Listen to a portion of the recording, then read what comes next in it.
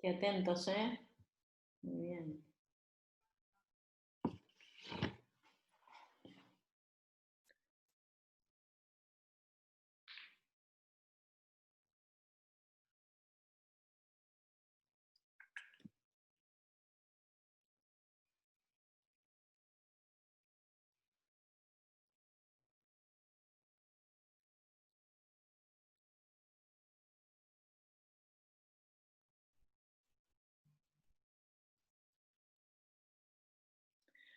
Bueno, les vuelvo a repetir que todos estos métodos diagnósticos, uy,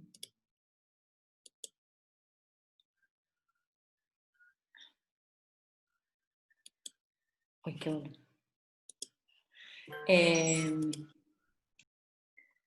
Todos estos métodos diagnósticos se utilizan muchísimo para minimizar la exposición de una segunda cirugía del paciente.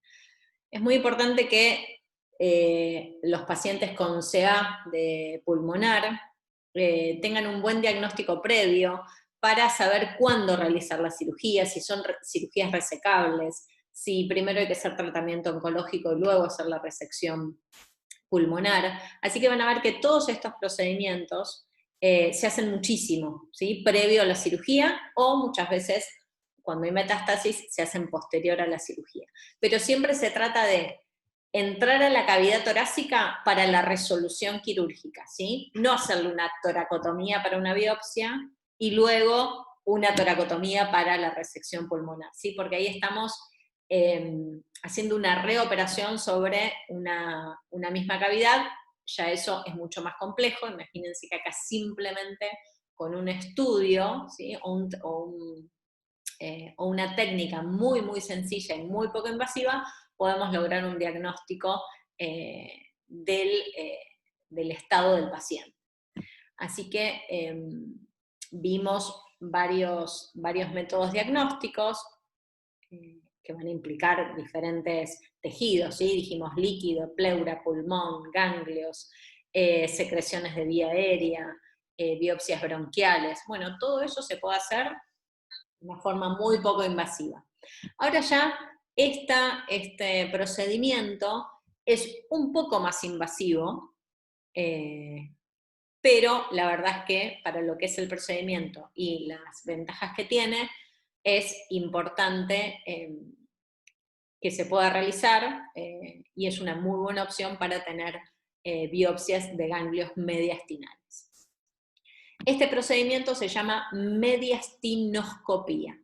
La mediastinoscopía es una cirugía, ¿sí? No solo es una intervención diagnóstica, sino que ya acá vamos a hacer un procedimiento, aunque es un procedimiento de menor complejidad, es un procedimiento que requiere anestesia general y una incisión, no es por punción o no es a través de algún endoscopio o ecógrafo, ¿sí? O a través de una punción. A través de esta biopsia vamos a poder tener diagnóstico para saber el procedimiento, les vuelvo a repetir, a seguir, ¿sí? La estadificación de ganglios mediastinales. Les vuelvo a repetir, este procedimiento se realiza con anestesia general, ¿sí? La incisión va a ser una incisión supraesternal, ¿sí? ¿Vieron el hueco que tenemos acá? La horquilla esternal, bueno, por encima de la horquilla esternal se hace una pequeña incisión y vamos a hacer una exploración retroesternal, ¿sí? Recuerden siempre la terminología, ¿sí? Para poder empezar a utilizarla. Para poder exponer siempre la región, ¿se acuerdan? En tiroides, en tráquea, para poder exponer mejor la zona del cuello, el paciente siempre es conveniente colocarle un pequeño realce detrás de los hombros, lo que la hiperextensión. ¿Alguien me preguntó algo o tienen el micrófono?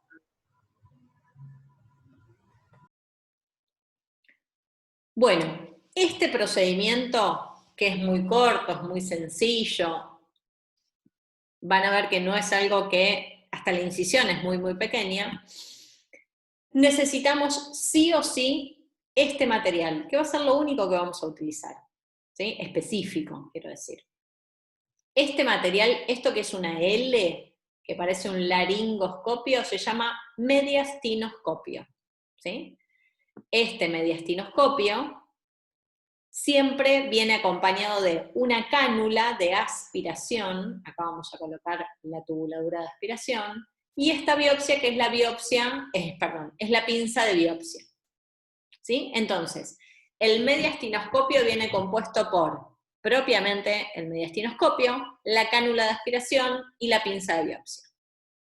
Entonces, es un poco raro esto, ¿no? La forma, decís, dónde va a ir y demás. Bueno, yo les decía que se hace una pequeña incisión por encima de la horquilla esternal, supraesternal. Así que vamos a necesitar una mesa quirúrgica, más allá que es como para una traqueostomía, piensen así, ¿sí? Una pequeña incisión para un abordaje retroesternal. En esta imagen de arriba vemos cómo acá termina, o sea, es la parte acá está la cabeza, la parte superior del esternón. Detrás del esternón, ¿sí? Recordemos que inmediatamente tenemos la vena brachiocefálica, el tronco brachiocefálico arterial, ¿no? La aorta, la arteria pulmonar y la aurícula. Tenemos retroesternal, tenemos muy, muy cerquita el corazón y los grandes vasos. Entonces, aunque es un procedimiento muy simple, la incisión es muy pequeña, el acceso es complejo, ¿sí? Por eso necesitamos sí o sí el mediastinoscopio. Fíjense que la incisión es supraesternal, es una incisión que se hace con bisturí frío, se prolonga el celular subcutáneo con electrobisturí, y con una maniobra digital, el cirujano va a hacer un túnel, ¿sí? Entre la tráquea y los grandes vasos, ¿sí? Este túnel, ¿sí? Por este túnel donde digitalmente el cirujano hace esta maniobra, va a colocar el mediastinoscopio, ¿sí? ¿Ven cómo queda el mediastinoscopio? Con un mango, donde el cirujano lo va a sostener, y esto que va a ser el canal de trabajo, ¿ok? Este mango, que acá no se ve lamentablemente en esta imagen, acá en donde termina el mango va a estar conectada la fibra óptica, porque necesitamos luz. Así que si necesitamos luz, necesitamos una fibra óptica y necesitamos una fuente de luz. ¿Sí? ¿Me notaron que eso Ah, acá está, sí, está anotado acá. Bueno, a través del canal de trabajo, vamos a poder realizar las biopsias de los ganglios.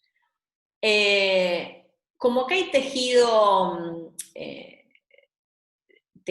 de ganglionar, ¿sí? Generalmente puede haber algún sangrado. Entonces siempre van a ver que usamos la pinza de biopsia, luego usamos la aspiración para poder visualizar bien y solo tomar muestra de ganglios. ¿Sí? Los ganglios son muy característicos, son bien nacaraditos, se puede identificar muy, muy bien. Una vez que se tomaron las biopsias, se retira el mediastinoscopio y se hace el cierre del celular subcutáneo, ¿sí? Aproximación nada más del celular subcutáneo, y de la piel. Nada más. La verdad es que el procedimiento es muy, muy sencillo. Entonces, nosotros ingresamos a través de retroesternal con una maniobra digital y luego se coloca el mediastinoscopio. Se pueden tomar biopsias de ganglios peritraqueales y la verdad es que podés tomar de ganglios periaórticos y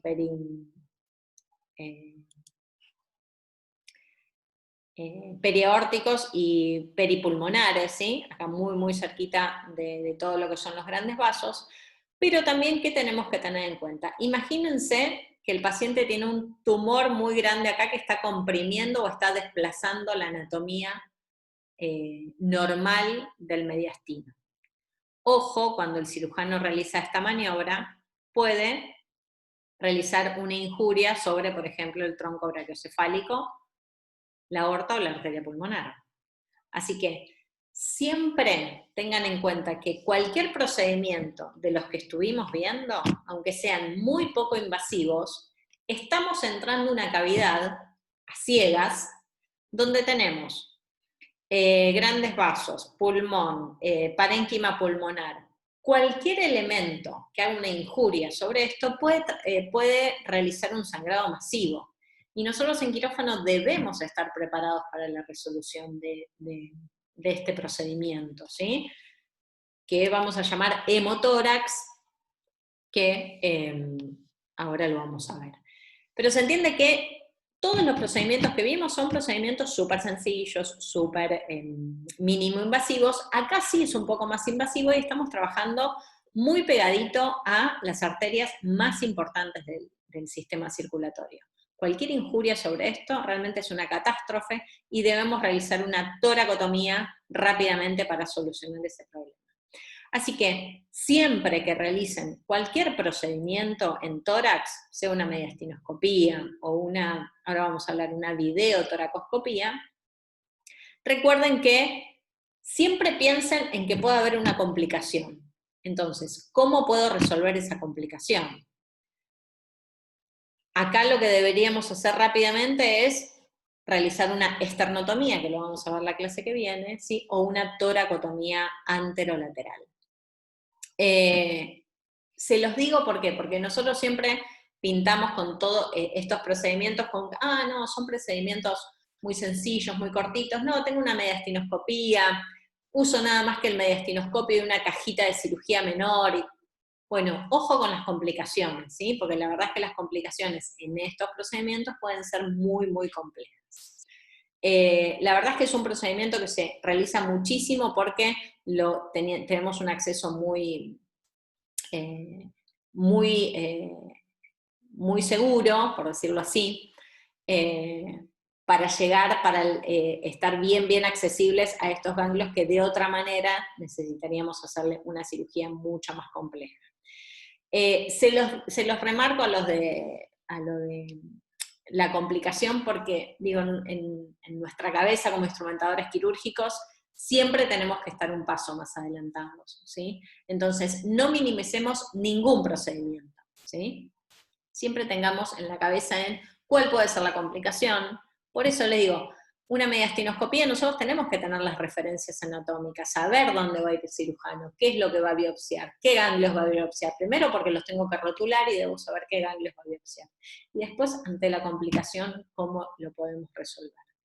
La verdad es que para mí es una de las cosas más importantes que tenemos que tener en cuenta como profesionales, ¿sí? En el desarrollo de nuestra actividad diaria. Bueno, y por último ahora, es que lo vamos a ver ampliado la clase que viene, pero es la toracoscopía. La toracoscopía, lo vamos a ver ampliado la clase que viene, pero es lo que es la laparoscopía en el abdomen, es la toracoscopía en el tórax, ¿sí? Entonces, ¿qué puedo hacer como método diagnóstico a través de una toracoscopía? ¿Qué puedo hacer? Tomar muestra de líquido, puedo hacer biopsias de ganglios, puedo hacer una biopsia pulmonar, puedo hacer una biopsia pleural. O sea, fíjense que con una cirugía muy poco invasiva, porque lleva nada más que una toracoscopía exploratoria o diagnóstica, vamos a usar 2 o 3 puertos de ingreso, toracoport se llaman, a través de 2 o 3 incisiones muy pequeñas, puedo realizar diagnóstico del paciente, ¿sí? Entonces, todo lo que vimos anteriormente es súper, y dependiendo de dónde está la lesión, va a ser lo conveniente para realizar el diagnóstico de ese paciente. Ahora, si no podemos realizar, por algún motivo, o no es lo indicado para el paciente, realizar alguno de los métodos diagnósticos que vimos, la videotoracoscopía exploratoria diagnóstica es una muy buena opción, ¿sí? Podemos hacer, les vuelvo a repetir, podemos tomar muestra de líquido, podemos tomar muestra de pleura, podemos tomar muestra de parénquima pulmonar, podemos tomar muestra de ganglios, y bueno, y ahora vamos a ver que también podemos colocar drenajes. La videotoracoscopía solo se las nombro, la clase que viene vamos a hacer referencia un poquito más a todo el material que necesitamos para hacer una videotoracoscopía, que tenemos elementos un poco diferentes a lo que es la laparoscopía, ¿sí? Recuerden que cuando hablamos de laparoscopía es abdomen, toracoscopía, cirugía, vamos a trabajar en el tórax, ¿sí? Así que por eso a veces alguno te dice, no, una laparoscopía en el tórax, no. La laparoscopía es en el abdomen, la toracoscopía o videotoracoscopía es en el tórax, ¿sí? Entonces, todos los que vimos son métodos diagnósticos, nada más, ¿sí? La clase que viene vamos a ver todas las toracotomías, y las toracoscopías, y algo muy importante que, para que tengan en cuenta, y ya si van a chusmear la clase que viene, es la posición quirúrgica de la toracotomía más habitual, que es la posición de Sims, la lateral. Bueno, avanzamos un poquito más.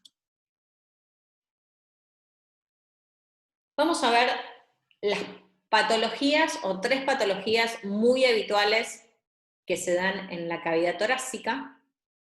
Estas son neumotórax, hemotórax y empiema, ¿sí?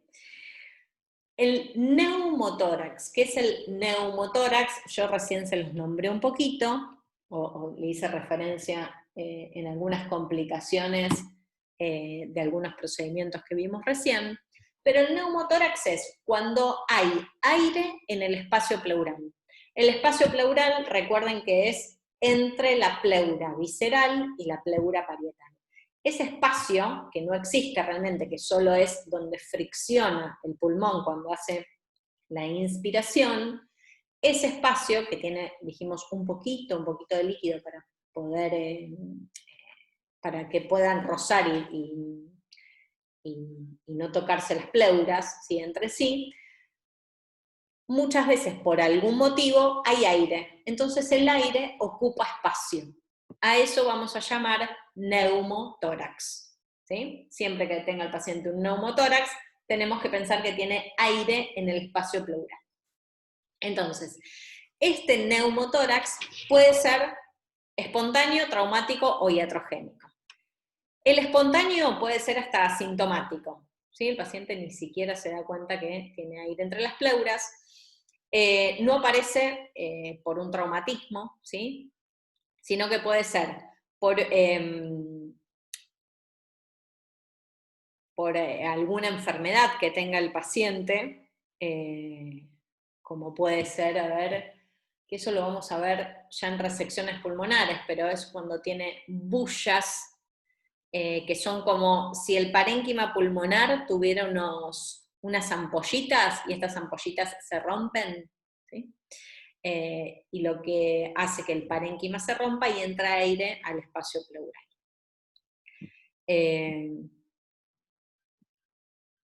Bueno, el traumático, que claramente es por un trauma, por un accidente, ¿sí?, que puede ser, ya más cuando veamos trauma de tórax, vamos a ver los tipos de neumotórax, pueden ser un neumotórax abierto, penetrante, por ejemplo,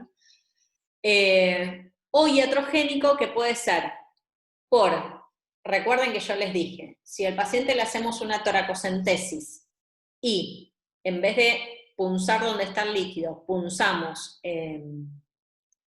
y hacemos una injuria sobre el parénquima pulmonar, podemos producir un neumotórax.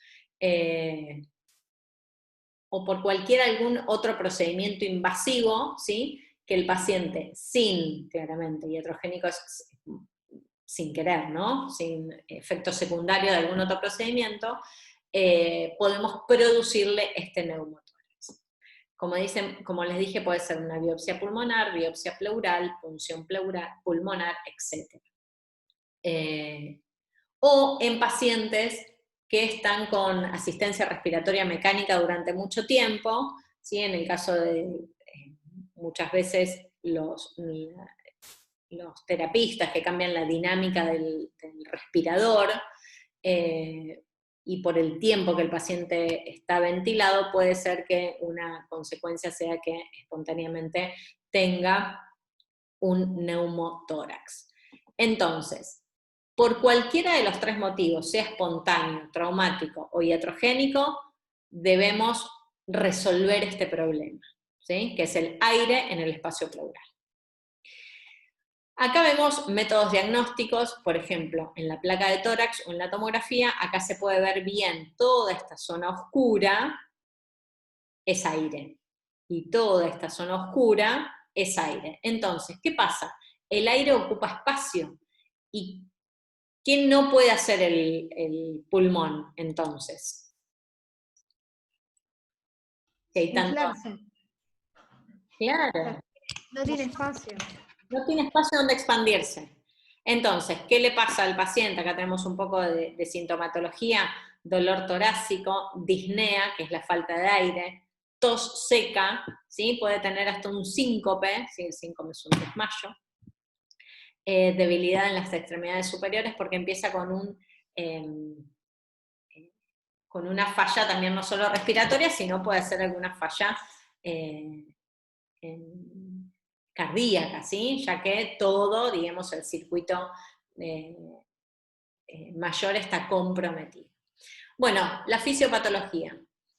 Para entender o repasar de nuevo, dice, la entrada incidental del aire en el espacio pleural provoca una pérdida de la presión negativa, ¿sí? Recuerden que el espacio pleural, ¿sí? Tenemos una presión negativa, eso hace que compense todo el tiempo y no haya realmente aire todo el tiempo, porque ustedes dirán que cuando hago la expiración queda aire en el espacio, no, eso es la presión, lo que hace la presión negativa es no dejar que haya aire dentro de esa cavidad en los movimientos ventilatorios, ¿sí?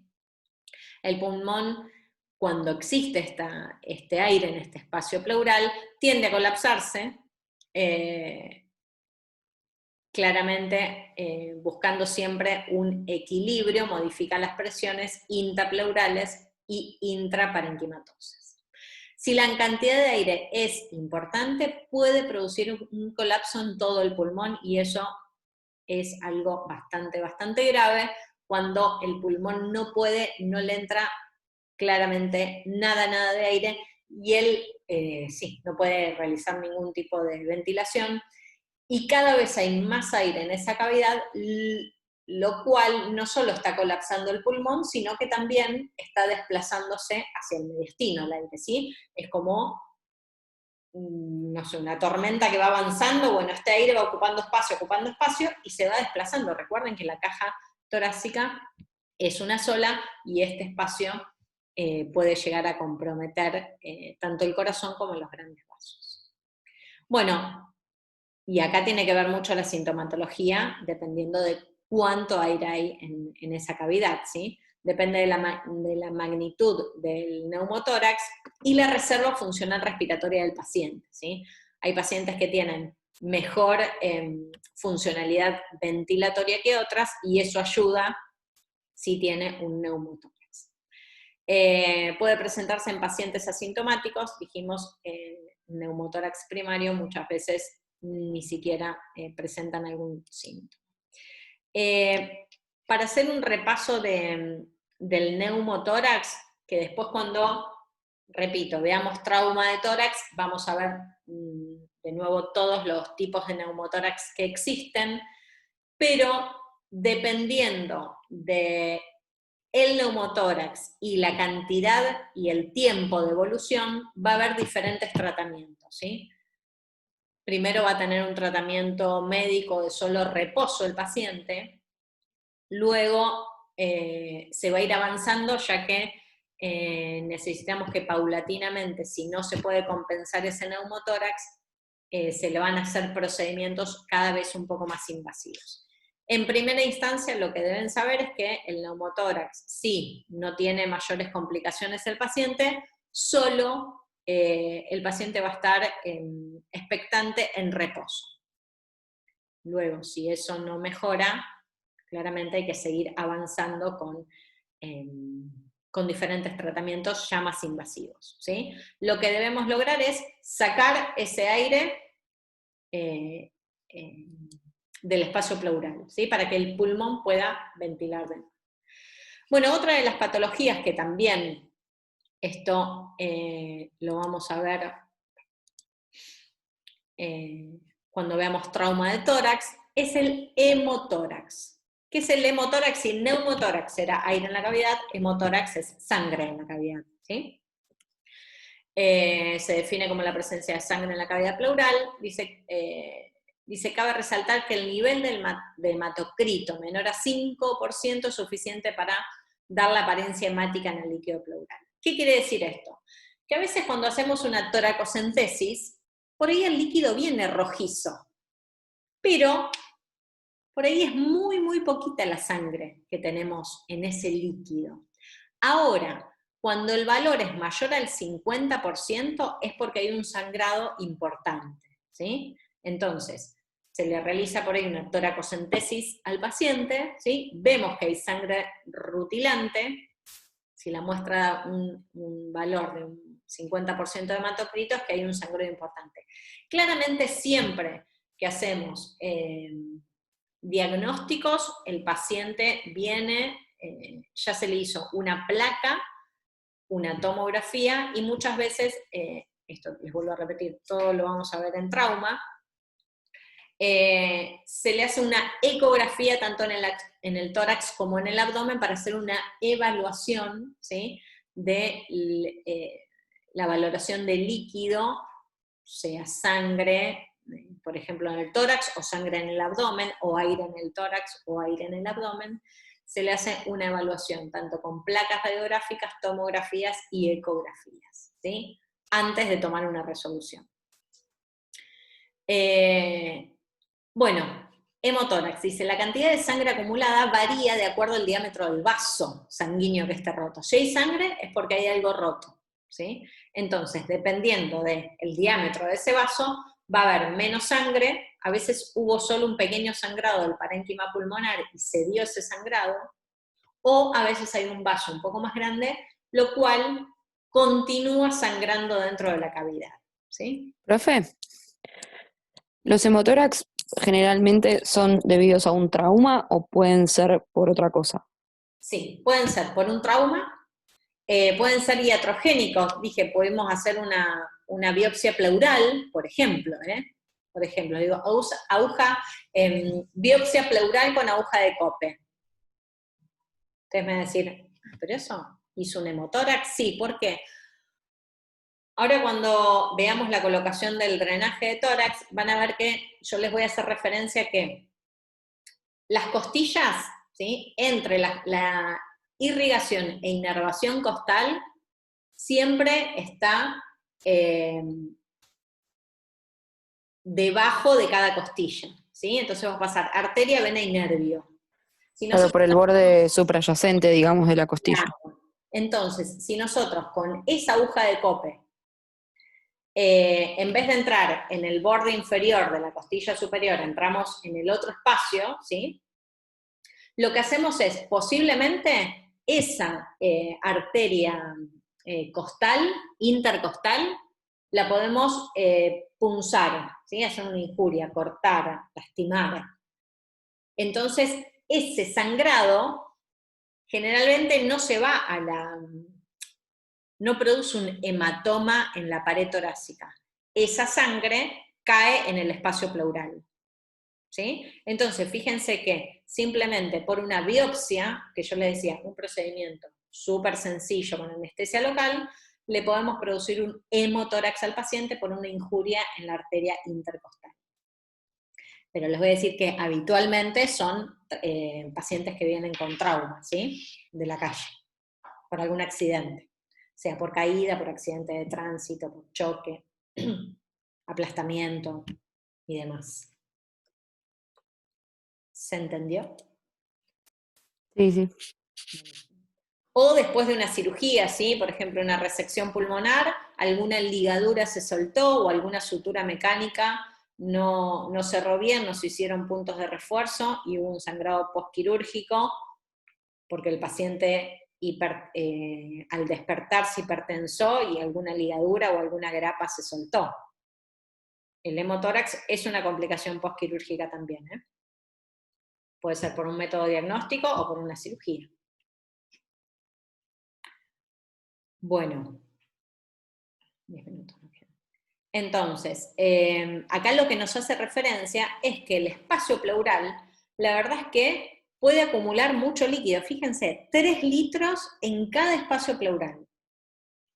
¿Ustedes saben habitualmente cuántos litros de sangre tenemos en el cuerpo? Más o menos. ¿No son 5 o 6?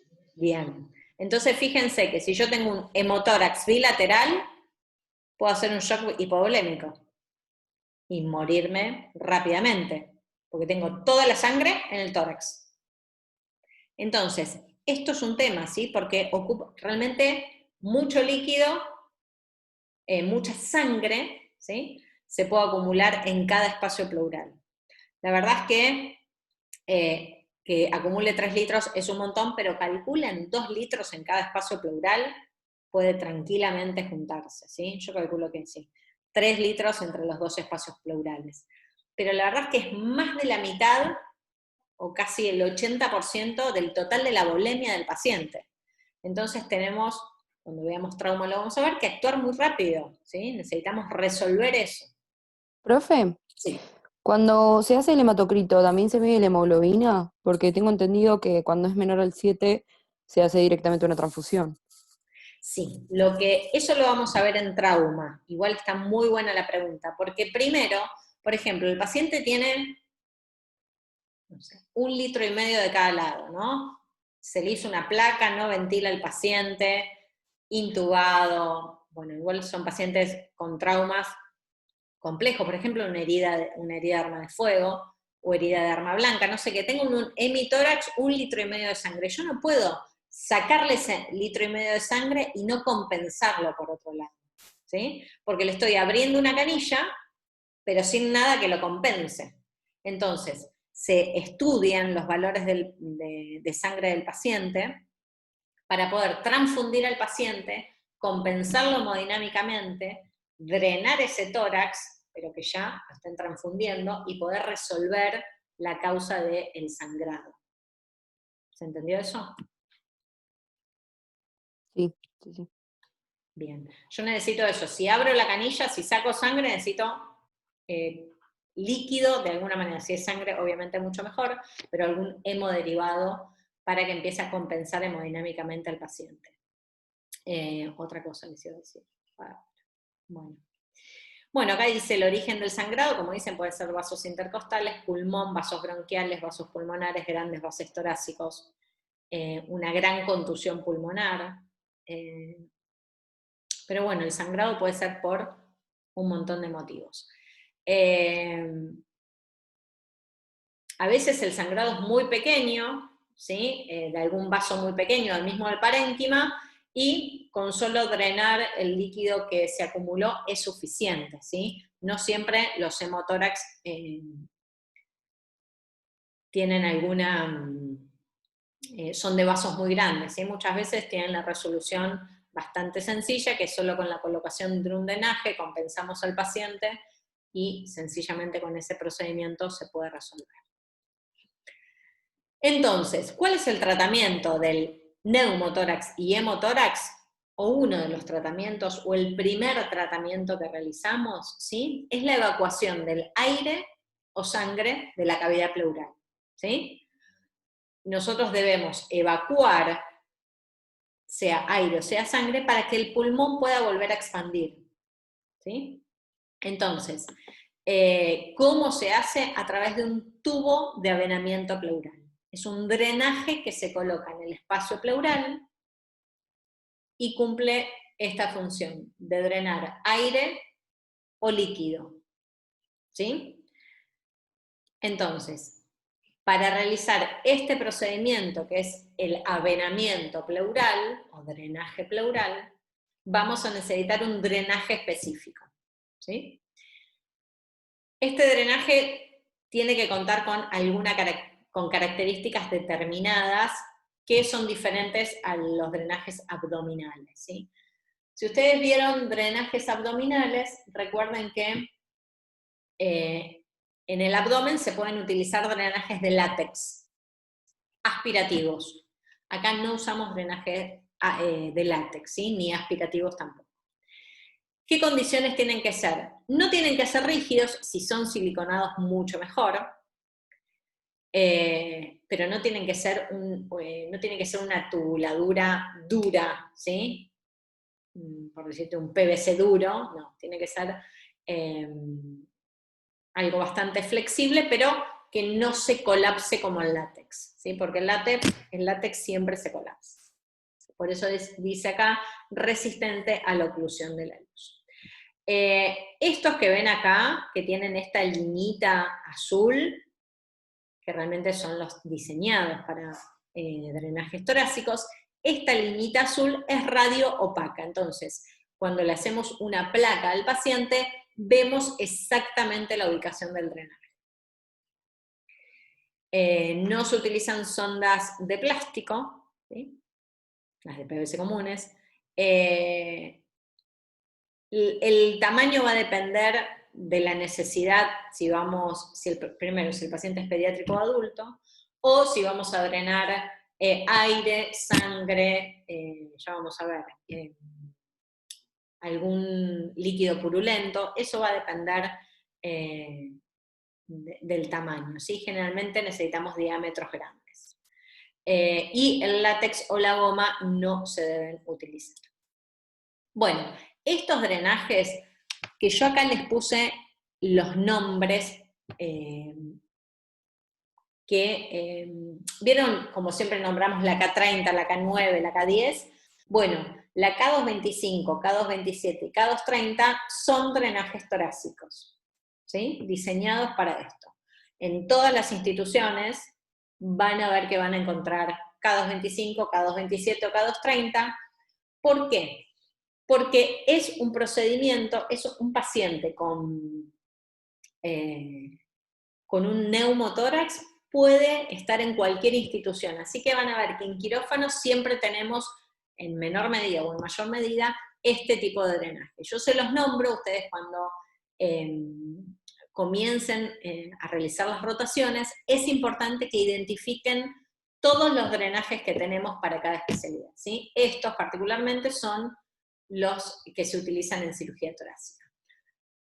El frasco bitubulado o frasco Boulot, no sé si lo habían visto anteriormente, se utiliza para la conexión de todos los drenajes torácicos. Entonces, el concepto que les tiene que quedar es que todo drenaje pleural o drenaje torácico se conecta al frasco bitubulado o Boulot, como quieran llamarlo.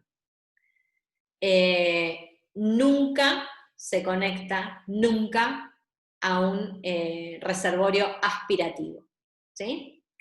La característica, ahora se me va a cortar, la característica de este frasco es que tiene dos salidas. Una salida va a estar conectada con un tubo a lo largo del frasco, el cual lo debemos cubrir de agua. Entonces, siempre, si tengo estas dos salidas, ¿dónde debo conectar el drenaje? Siempre, siempre, y es muy importante conectarlo a la salida que tiene conexión con el agua, ¿sí? Eso es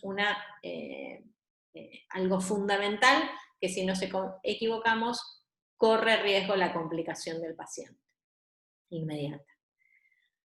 Esta imagen es de una K227 o K230, un diámetro de 3/8, y estos dos drenajes que tienen acá también tenemos un drenaje 227 corto.